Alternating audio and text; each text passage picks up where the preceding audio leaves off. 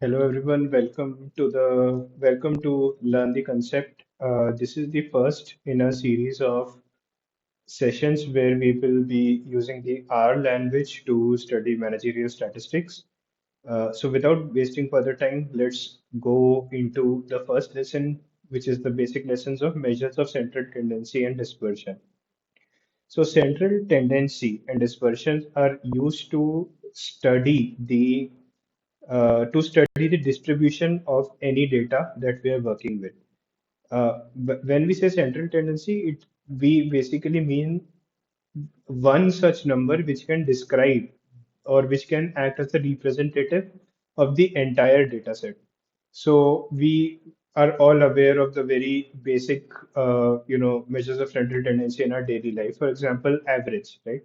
What's the average temperature of Bangalore? What is the average air quality of Delhi, etc. Right? So average or the mean is definitely one of the central measures of central tendency. Then there is something called as the median, which is the middle value when the data is arranged in a ascending order. And then there is mode, which is the most frequently occurring value in the data set. So to study this in R, we will use a sample data set of 11 values, and we are just assigning it to a variable called data, right? The sample data set is 10, 20, 30, 20, 40, 50, 60, 20, 70, 80, 90, right? Just a list of values. We could probably consider this as the test scores of 11 students in a class. So the first statement that we will run and how we will execute is to just place the cursor here, press Control plus Enter, right? So we will have this variable created called data. Data is a list variable, and when we view the data, we can see that it's a list of size 11 of type double, right? So that's the double data type is assigned by default by R. So now to compute the mean of the data, we can just use the built-in function called mean. And whenever we call a function, we use the parenthesis. So we can just do mean of data and we can assign it to the variable called mean value. Print out the mean value, which is coming out to be 44.5. If you want to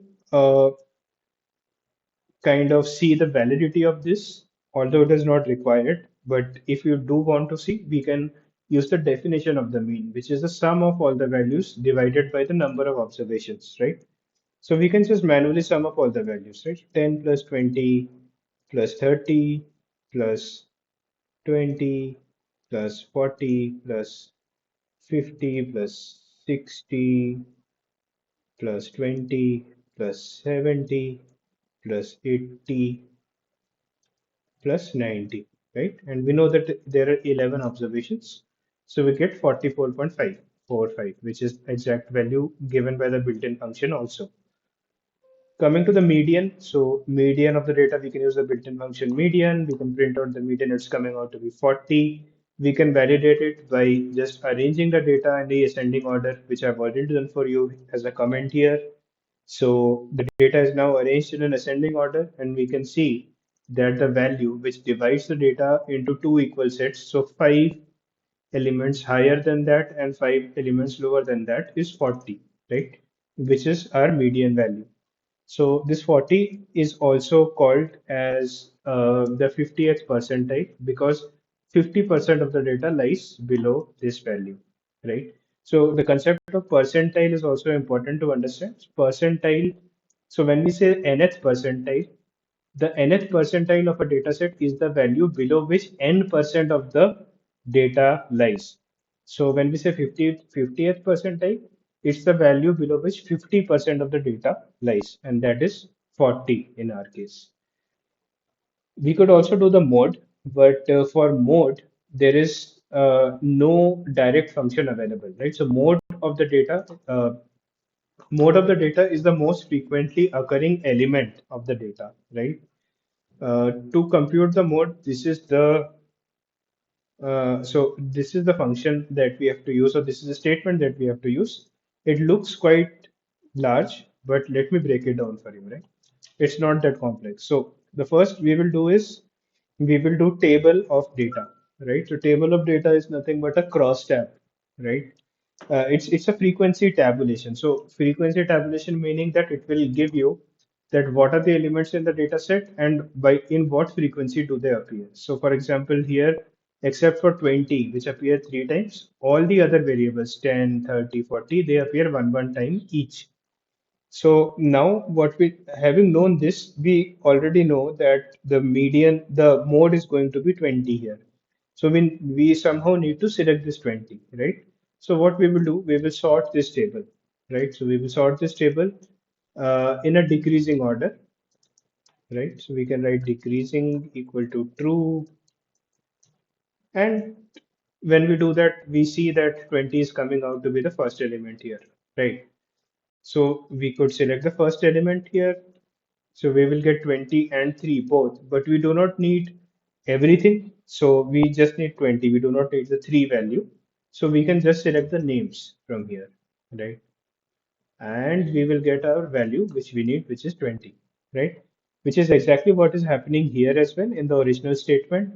We are just, after selecting the names, we're assigning it to the variable called mode values and we are printing that out. So mode is 20, right? Now coming to the measures of dispersion, right? The measure of dispersion tells us how spread out the data is, which means that, you know, if we have a class of students, if we have a class of 11 students, for example, and we know the test scores, we could compute one number which is representative of the set of the data set, right? Which is like a mean, median, or mode, right? It's a central tendency. But we also need to know whether the class performed consistently, right? Are all the students scoring close to 45 marks on an average, or are the scores spread out, right? Are are there some students who are scoring extremely well, whereas some students are not able to score that well, right? So for that, we need to know the spread of the data, and that is the second piece of the jigsaw puzzle in order to understand the distribution of the data. So these kind of measures are called measures of dispersion. And the measure of dispersion that we will be talking about today are the range, variance, standard deviation, and interquartile range. So range is nothing but the difference between the highest and the lowest value. So simply, we have already arranged this here in the ascending order. So we know that lowest value is 10, highest value is 90. So 90 minus 10 is your range. So your range is your 80. And in R, we could just use our built-in function called range to uh, give the value, right? So here, however, the range of the data, right, it will give you. So if we just right, so if we just do the function range, it will give you two values, which is the 90 and 10, which is the minimum and the maximum value. So in order to print the range, you have to do the difference of range value, right? So the difference of the range value will give you 90 minus 10, which is 80. Now variance, right? So variance is the average squared deviation from the mean, right? So it meaning that given a data set, we can compute the mean of the data set, right? And we can compute the difference of each of the individual data points from that mean, okay? Take a square of that and keep on doing this for all the individual elements, add them together. Now, the question here is that why do we even need to take the square, right? We could just subtract each of the data set from the mean value and add them up, right? That is also doable, but that will not give you the correct picture because whenever we take the mean of some data set, some of the values of the data set will be lesser than that mean and some of them will be greater than that mean, right? So for example, here the mean was 44.5. There are certain values which are lesser than that and there are certain values which are higher than that, right? So when you subtract 10 from 45, you'll get a negative value. However, when you subtract 80 from 45, you'll get a positive value. And if you add those values together without really squaring them to get rid of the positive and the negative signs, you will you might end up canceling the errors, right? And then you will feel that the dispersion of the data is very less, whereas in reality the dispersion is high, right? So that is why we need to sum up the squares of the differences and not the differences themselves.